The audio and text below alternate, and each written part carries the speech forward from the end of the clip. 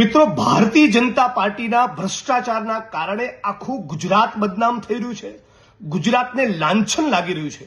ગઈકાલે કોંગ્રેસ પાર્ટીના મારા સર્વોચ્ચ નેતા મલ્લિકાર્જુન ખડગે સાહેબે આ દેશની પાર્લામેન્ટમાં સંસદમાં મુદ્દો ઉપાડ્યો કે નરેન્દ્રભાઈ અને અમિતભાઈ આટલા બધા મર્દાનગીની વાતો કરતા હોય, આટલા બધા પાવરફુલ અને સ્ટ્રોંગ હોય, તો તમારા ગુજરાતમાં 1.3 લાખ કરોડનું ડ્રગ્સ છેલ્લા 1 વર્ષમાં જે પકડાયું એ પૈકીનું મોટા ભાગનું ડ્રગ્સ ગુજરાતમાંથી કેમ પકડાયું? આ મુદ્દે તમારું શું કહેવું છે? કેમ તમે એક શબ્દ બોલવા તૈયાર નથી? કેમ ગાંધી અને સરદારના ગુજરાતમાંથી આટલું ડ્રગ્સ કેમ પકડાઈ રહ્યું છે?